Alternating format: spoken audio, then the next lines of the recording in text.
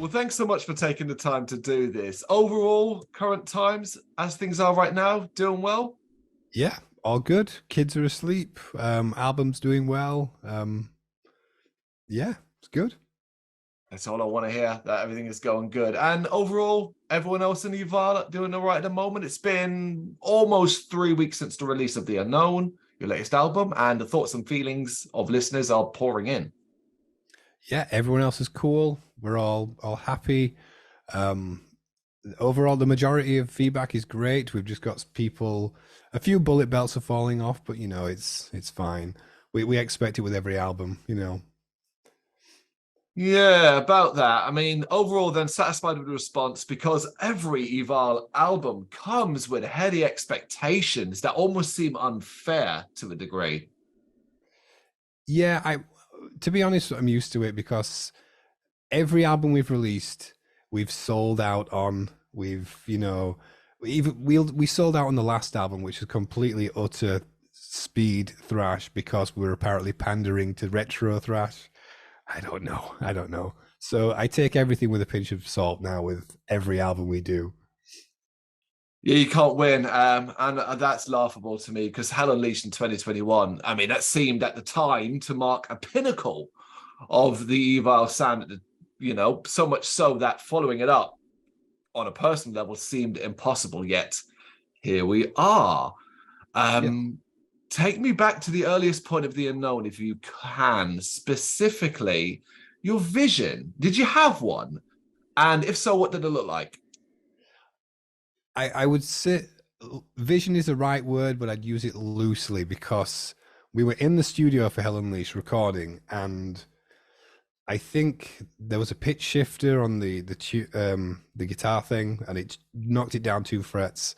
And I played the main riff to At Mirror's speech, and I just thought that would be a cool riff to put in a song, something slower because we only ever really do really fast or mid-paced. There's never anything here or here.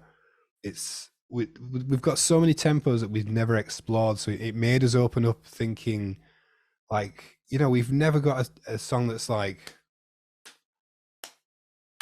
that kind of tempo. We don't have a song that's this tempo, and we just said, you know what, let's just do it. Let's go for it. We've never done these kind of tempos. So nothing changed musically. It was just the speed of the songs. It's still, the Evile riffs are still coming from the same place. And that was it. It was just in the studio. We thought, you know what, that'd be cool. But how do you go from, okay, that riff's great, and this is a cool idea, to, okay, let's sort of make that a feature point of an album? I think when we think about when we play live, like when we do festivals and we play, you're playing something extremely fast. You've got the diehard Evile fans at the front who are loving it, singing along. And then you've got all the other people that are kind of like that. And then you do something that's like We Who Are About to Die with like the heavy, bouncy riff. And you see all those people go, yes. And we just wanted a bit more bounce in everything. We love playing those heavy, bouncy riffs. So it was just an amalgamation of all these riffs that we had, and we just kept building on them. And I'm the kind of person who, because it's fallen to me to write the structures and everything. So what I do is I have a seed for a song, which is like one riff usually. I write the intro, and then I'll upload it to my phone and play it in the car and listen it like 500, 600 times, like driving to and from work. And until something clicks, I won't stop listening. So I'll hear something, go, right, I know what comes next. But then you multiply that by however many songs there are, however many ideas there are. There's like 20 versions of a song before it's done for me, which is, it sounds insane. So, but yeah. Yeah, I'm just trying to work out how the hell you keep it how you keep your head organized. I don't. I can't help.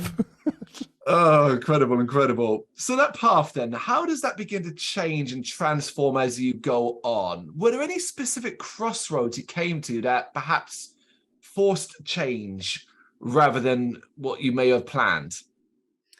I think yes, but that's deliberate and it always has been. So whenever we write, we always think either what shouldn't we do or what haven't we done. So if we get to a section where it's going to do this, we think it'd be so expected to just do the typical bit here. So on Hmm. this album, it was a hell of a lot of let's not do that. Let's do this instead because it's unexpected and it keeps it interesting for us because at the end of the day, we write it all for us. It sounds bad, but we don't care fundamentally what anyone else thinks because as long as all four of us are happy, then someone else is going to be happy. So we just do everything we want to do, and as long as it works, it's fine. So it is kind of deliberate because we write to not trick people, but Hmm. keep people guessing and go in places and go in directions where it's a bit unexplored and unexpected. But presumably this, if you want to call it, level of experimentation at this point, excited you all as a group. Yeah, it definitely did. Whenever we sending the riffs back and forth, and I think even on the UK tour we did for Hell Unleashed, the riff for hold on, Reap What You Sow, the we just started jamming that sound check, and Ben did the beat to it, and we all just looked at each other like, that sounds amazing, just slow and chuggy. And yeah, it ignites something new whenever we did something a bit different, and creatively that's what you want to do. You don't want to stay just plodding along in the same style, you know. Mm. Yeah, because there's no argument to say it would be easy for you to do that. Had you done, say, Hell Unleashed Part 2 this time around, nobody would have Yes. complained. Yeah, it would have been great thrash album, but the criteria for an album shouldn't be whether it's thrash or not. It should be Mm. whether it's good, whether work's been put in, if it's good musically. Like I can always tell if there's a review of the album and it has valid points, constructive criticism, and it a score. If it's just it's boring, then it picks up the pace because there's a thrash song. 1 out of 10, it's like I know exactly what you want from an album. We aren't going to give you that. Mm. Mm. It's that love of genre pigeonholing that we have, Yeah, where the idea that a band such as yourself has done something for such a long period of time and you dare to do anything out of your wheelhouse, it's controversial. yeah, it shouldn't be, but it's just how metal is, how thrash Mm. fans are. It's just again, we don't care because we're doing it for us. No, and talking about doing it for yourself as well. I mean, you guys have always had personal and relatable content in your music, in your tracks, but the Unknown is a bit of a different kind of beast. Can you identify what prompted you to do things a bit differently in that regard? Yeah. After doing Hell Unleashed, it was great. It was fun. You know, demons and like, mythology. But because these songs were slowing down a bit and heavier, the vocals become quite exposed, and Hmm. they take center stage a lot more. You don't have lightning drums to hide behind. And when I started trying some ideas that were demons and war, it was a bit embarrassing. It was just like this is not the one. So I was a bit worried for a while, but I just thought, what's the only thing I can write about other than that, and that's my own experiences. Hmm. So I just sat down for a long time thinking about all the things I could write about that I know about because I've lived them. And I just got a list of all these things that I think it would be interesting to put in songs. Tried to match the subject to the certain song, which one would work, and just came up with a lot of deep personal things. And I'm at that age now where I'm fine with doing that. I don't really mind. Like 10 That's years ago, I wouldn't have done it. it is. I mean, it is one of the hardest part of it. Opening up like you do in this record, it's a difficult task for anyone. How how did you get to a comfortable stage so that you could speak so from the heart? um I think I ignored comfort because it's not comfortable, and Mm. it's never going to be comfortable talking about personal issues. So I just went all in and wrote everything from the heart and how I felt, knowing that that's 100% right. It's not comfortable, but if it's how I feel, it's genuine. So it's not going to come across any other way. And that's I just kept concentrating on that. And what was the kind of reactions for some of the lyrical content that you brought to the rest of the guys in the band? Were they immediately supportive of your ideas? Yes, they were. I did take everything to them first, and I told them, like, I'm thinking a bit more personal on this album. I don't want to do zombies and beer. So they said, like, go for it. Joe was especially on board. They all were. Just they said we need something that has a bit more substance with this album because it's a big album. It's a big sound, and it just needs more lyrically. So we did that. It's been interesting to sort of watch you talk about the meaning behind the tracks over the last couple of weeks. There was one in particular that resonated with me more than any other, and that is At Mirror's speech. And I kind of wanted to ask about the good days rather than the bad. The days when you're feeling more confident and comfortable in your own skin. So I've kind of got like a three-pronged question here. And I start with the first one, which is basically, what are those good days like for you? That's a really good question because the answer has changed over the years because now I have two kids. They're almost 3 and 6. And good days are when we spend time with the kids and they're happy, they have a great time. I'm happy. The weather has a lot to do with it as well. I think I have SAD. But, kids are happy. I'm happy. The mother of the kids is happy. I'm happy. And yeah, I'd say that a lot to do with the kids now. And yeah, I'd say that. Well, kids can transform your life. Well, they do transform your life completely. Secondly, the good days, are they increasing for you, you find? Yeah, definitely. I think the older I've gotten, the happier I am because my 20s, we were doing so much touring, writing. Evile was just constant. Everything fluctuated. It was like jobs coming and going, touring, coming home, writing, blah blah blah. It was hectic. Still not comfortable in my skin, and the older I get now, like, I don't enjoy the things that I used to. I enjoy different things now. I used to enjoy drinking lots and going out, being on tour, getting smashed. We didn't drink a lot, we're not that kind of band, but I used to enjoy going out, and now I hate going out. I don't want to go out and get drunk anymore. I'd rather stay in, have a pizza, and watch Aliens. So, yeah, I'm a lot more comfortable with admitting that, you know what, I like staying in. Okay, that's cool. That's cool. And the last part of that is really, and this, I know it might be quite vague and difficult to narrow down, but what has it taken to kind of get to this stage where you do feel happier and can say like that, where you just don't want to go out and you just want to chill and this is what makes you feel good?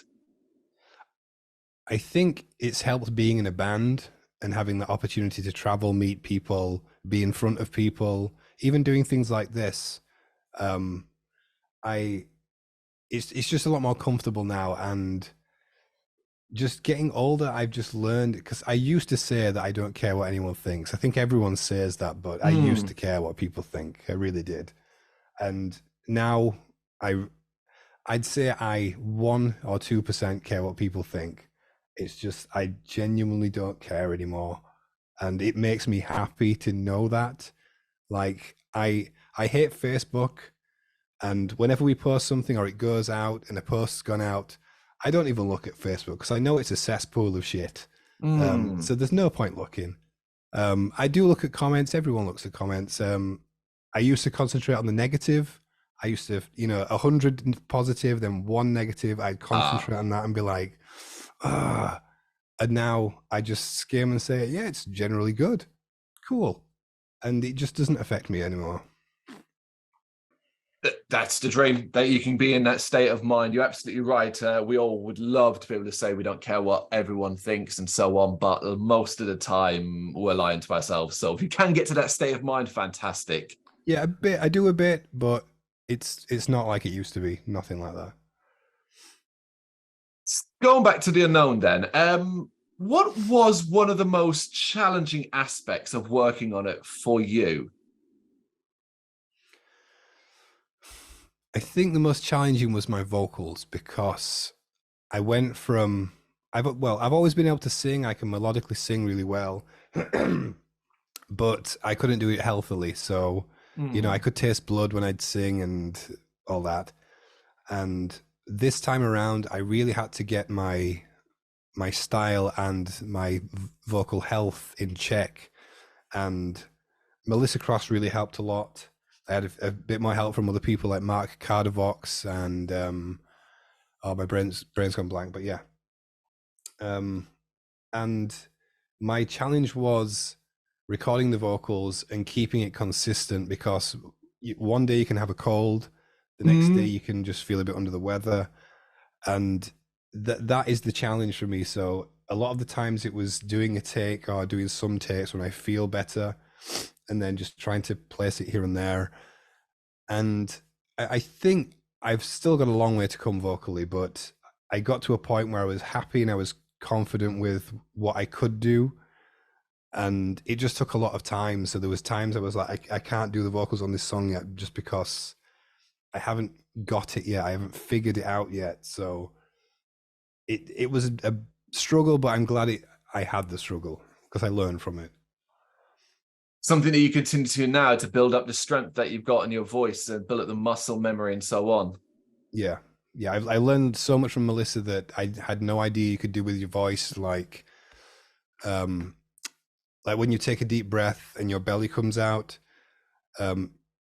you don't have to breathe that way. It's a way of breathing where the back of your rib cage comes out and you hold the air in, and you just use the air that's stored there, and tiny bit of air all the time. It's just like a tank of air that you can hold in there and keep the pressure. I can't go into detail because I'll be here all night, but yeah, just even that, it's an amazing thing. You can hold a note for so long just from holding the air in your lungs like that.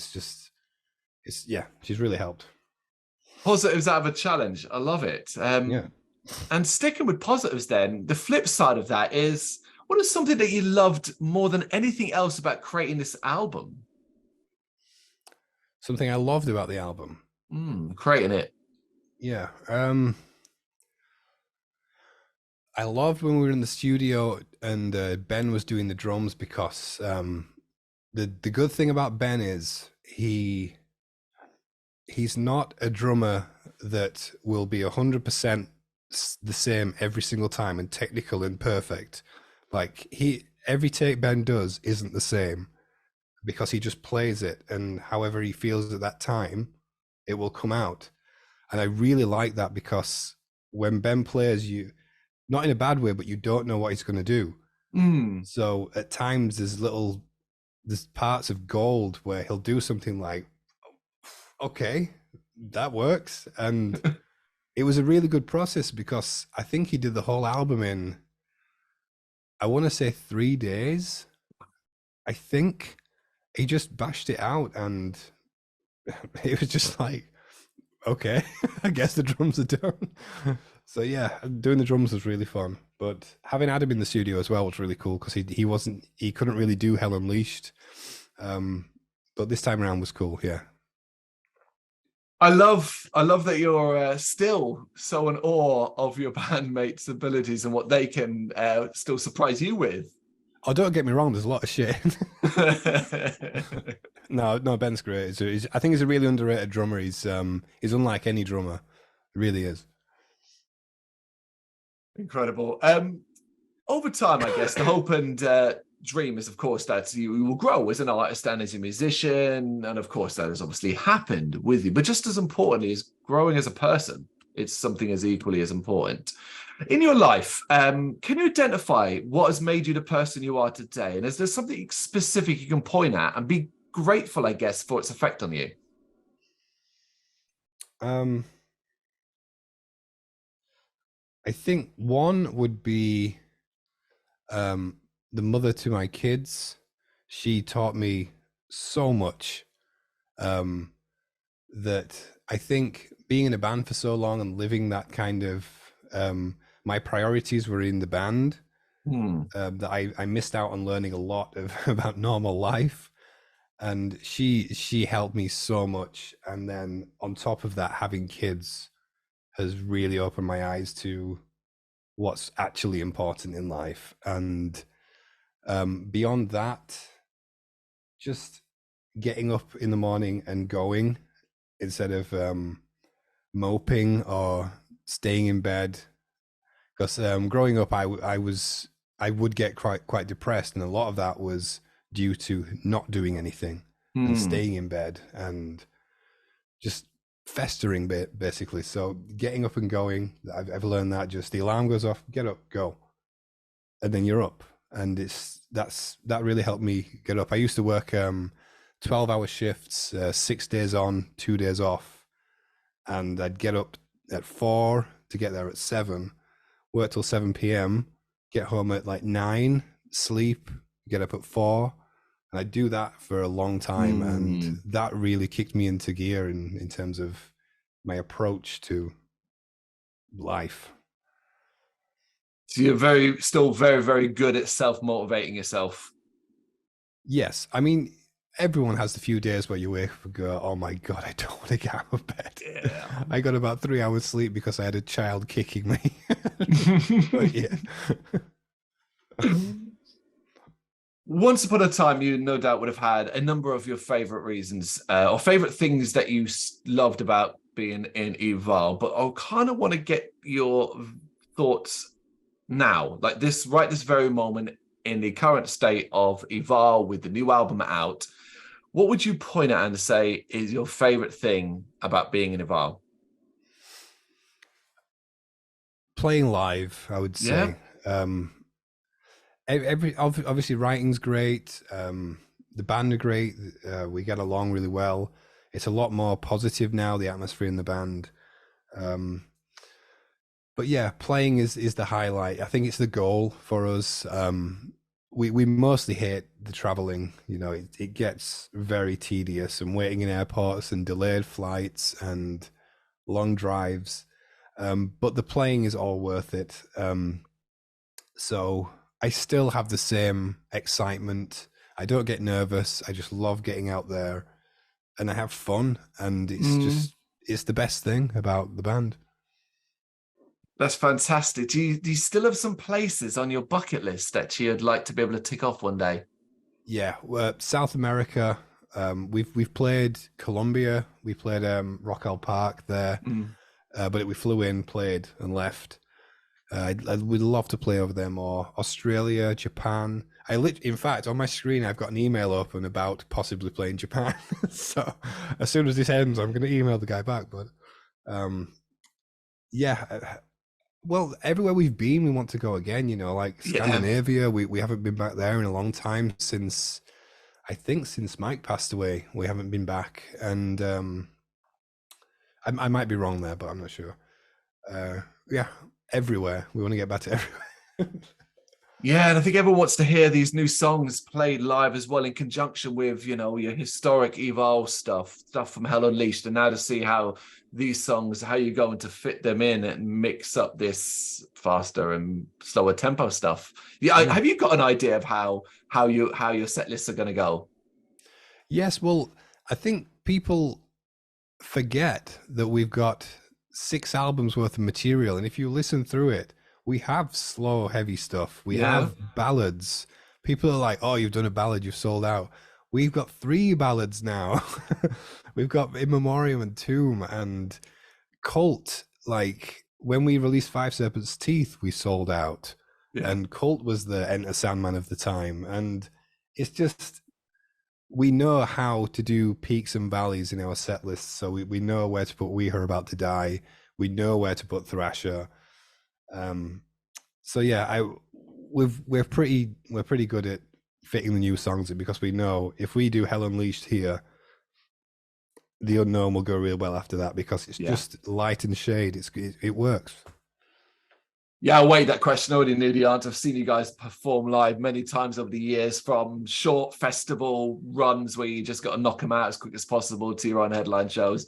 And you were all right, peaks and valleys is the way to describe it. So I can't wait to see the new stuff. Excellent. Is there one on the new album, is there one track more than any other that you have been surprised to see resonate with people more than any other that you didn't think might have been the one?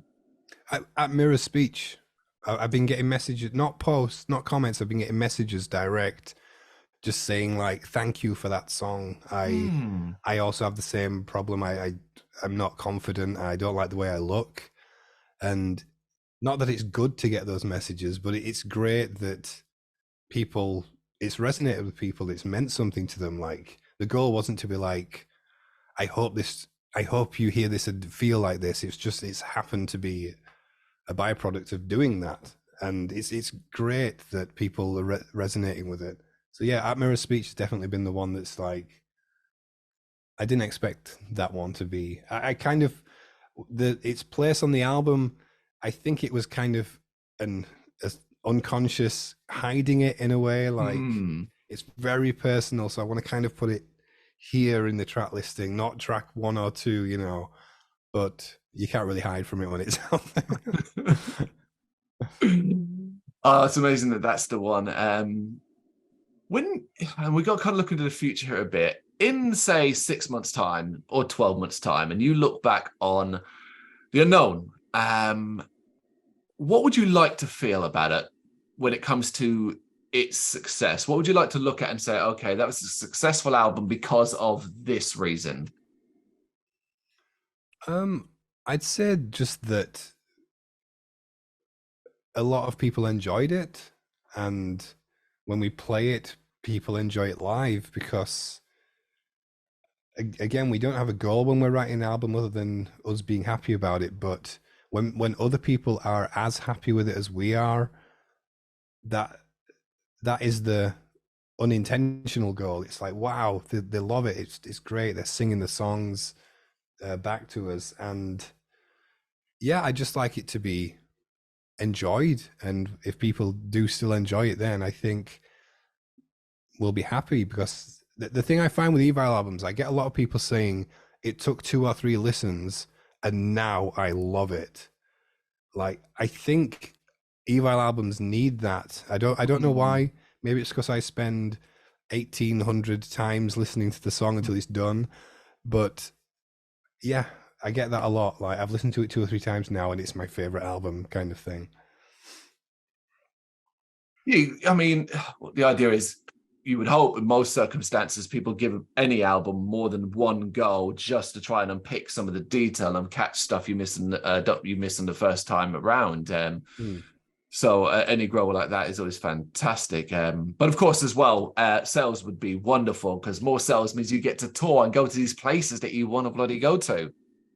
Yeah, and a lot of people don't know that when a record label pay for an album, the only way to recoup that payment is sales of that physical product. It's not the merch. It's not all this. If more people bought the CD and the vinyl, that debt would be cleared with the label. Then profit can be made from the product being sold. A lot of people don't realize that. They think if you go and see the band live and buy a shirt, that's great. It is great. It helps fuel the tour. But that product has been paid for, and the way to pay it back is getting the product paid for. There's your mission, Evile fans. Get out there, and if you haven't already, excuse me, buy it. Oh, right. We reached the point of the interview for a quick fire round. And basically, this is Ozzy Osbourne, and in his head are a load of random cards that have nonsensical, serious, jokey questions on them. I'm going to pull out some random ones and throw them your way. I love this, by the way. Okay, cool. All right, your first one is number 53. What was the last great book you read? Dracula, Bram Stoker. Yeah. First time or just a reread? It was the first time, actually. Yeah. I'd never read it before and I needed to, and it's way better than I thought it would be. going to be a stupid follow-up to that. I presume you were familiar with Dracula's story and the films that exist and so Yes. on. But my shock was that I thought, you know, the Gary Oldman one Mm. with Keanu Reeves? I thought that was the story, but no. They've completely romanticized between Dracula and Mina. That didn't happen in the story. They've just gone, oh, let's just make them in love. Like, It is a no. little bit different. Okay, next one. You got number 81. What is a fun, and emphasis on the fun here, what is a fun conspiracy theory that you could be convinced is true? That's good. I don't think it's true, but I kind of like the ancient aliens thing, that they came here, the pyramids and all this stuff, and then they left. I kind of like that one. I wish it was true, but you know, probably isn't. Yeah, you have to say that, but I kind of agree with the it is fun, but also the arguments and compelling attempts to put evidence for such a thing forward certainly does make you go, huh, okay then, why not? Yeah. Yeah. Okay, number 3. Have you ever experienced something unexplainable? Yes. So there are many witnesses to this. It was a time where we stored our gear at my mum and dad's house, and they live in a village called Meltham. We did a gig. There was us four, a guy called Carlos from America who was with us at the time, and Carl, our merch guy, who helps still to this day. We were unloading all the gear in and out of the van into the garage, and it was maybe 2 a.m, right, pitch black, and they live in a cul-de-sac, like a dead end road, and over the wall is just fields up to the moors. It's just moor side. There's nothing there. And as we were loading, I heard something like a singing, but I thought nothing of it. And then I noticed everyone else was like, what's that? And we all stood and stopped and listened in the silence. Over towards the moors was the sound of, I want to say 7 or 8-year-old girls singing Ring a Ring a Roses over the moors. And it wasn't a recording, because they'd stop and giggle and laugh, and it sounded live, it was real life. And we couldn't explain it, because the direction it was coming from, there was just moors. And 2 a.m, 7, 8-year-old girls out there singing, it didn't make any sense. And we all just stood there for literally 5 minutes looking at each other like, I can't explain why we're hearing this. And we went to the parish in Huddersfield after this to just have some drinks, and we were telling people there behind the bar that we knew, and they were like, okay. It's like, no, honestly, really. And they were like, yeah, okay, yeah. And no one believed us. But ask any member of Evile or Carlos and Carl, and it was just, to this day, is one of the weirdest things ever. That is so creepy. I got chill listening to you talking about it. And there's a story. I don't know how true this story is, but not near here, not near there, but somewhere in the Yorkshire moors and the Yorkshire Dales, there's a story of some kids playing and singing Ring a Ring a Roses who fell down a mine shaft and died. Oh my God. Okay, actually, you know what? I'm not going to do that one because it's pretty much the same one. We'll jump to this one. All right, 71. Have you ever had a wardrobe malfunction on stage?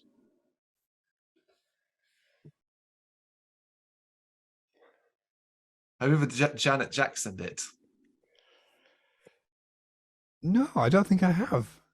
No, I'm quite good in that sense. We'll add the caveat to date. We've done so many gigs. I'm just trying to think if there is anything. No, I don't think so. No.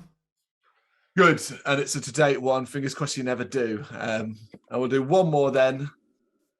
Have you ever had a diva moment on stage? You got to be quite honest here.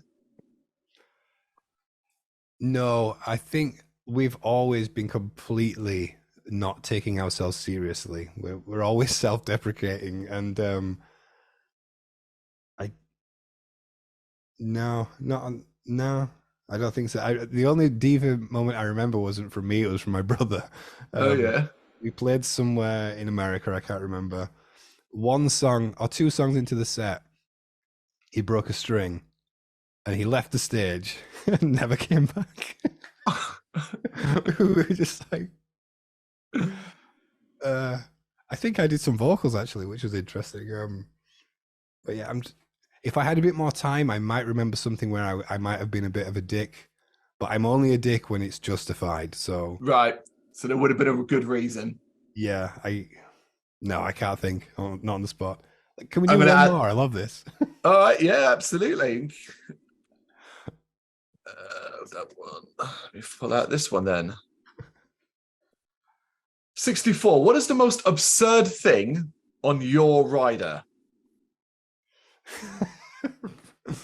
Right. This is the only reason this is on there, or was on there, is to check if they read the rider, because sometimes people don't read it and they just get whatever and give it you. And you're like, you didn't even read this. So I'm not sure if it's on anymore, but it was framed pictures of the cast of Baywatch. So there's only been maybe 3 times we've turned up to a gig and there was pictures of David Hasselhoff and Pamela Anderson on the walls, and it was like, fair enough. But yeah, I think that's the weirdest thing. Other than that, there's a lot of rum and whiskey, but that's about it. Nothing really weird. Actually, no. I've just thought now I'm singing.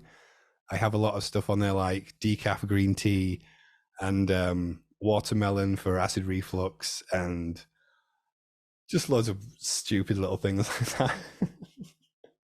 I love the Baywatch aspect. I can't help but thinking, man, if there was someone, how dedicated were they? Were they going to the sort of B-list side of the cast, or were they just sticking with the A-listers of that cast? There were a few of the ones that I just have no idea who they are, like the male cast. But I do remember there was another one we did. I don't know if you've seen the Simpsons episode where Barney has the Yoko Ono girlfriend. Oh, yes. We asked for a single plum floating in perfume served in a man's hat. But the one guy who did it, he said, I did as much as I could, but I could not get the plum to float in the perfume. But so he put like cocktail sticks into the plum to like float it above the perfume. Wow. I love that. Dedication. It was. All right, well, I'm going to throw one more out actually now as well, because this is one of my favorite. And it's number 98. What one thing would you like to understand better? Oh. I was going to go philosophical and worldly, but I'd like to understand how to play the piano more, I think. It's something I've always wanted to do, and I just never had the time. I think when I was younger, I wanted to, when I got older, become a monk and move to a monastery, but under the proviso that I have a piano. So yeah. I love the piano. I really do. It's all about time with that instrument. That's the thing. You've got to have a lot of it, let alone dedication. Never say never, I guess. I mean, can you play anything? Yeah, I can play, like a few Beethoven things, and I grasp the understanding. It's just the time and muscle memory. I just don't have the time. Yeah, you've got enough else going on, including an email to respond to. Oh yes. So we will leave it there. Oh, thank you so much for taking the time to do this. I massively appreciate it. No, thank you for having me. Thank you so much. Thank you very much for watching. If you liked what you saw, please help us out by giving us a thumbs up and hitting that subscribe button. If you really liked what you saw, consider donating to keep the website and channel running by buying us a coffee via our coffee page or picking up some merch from our Big Cartel store. You can check us out on gbhbl.com as well as via our social media, Facebook, Instagram and Twitter, as well as listen to our interviews via SoundCloud, Apple Music and Spotify. Just search for GBHBL. Games, horror and heavy metal. What else is life for?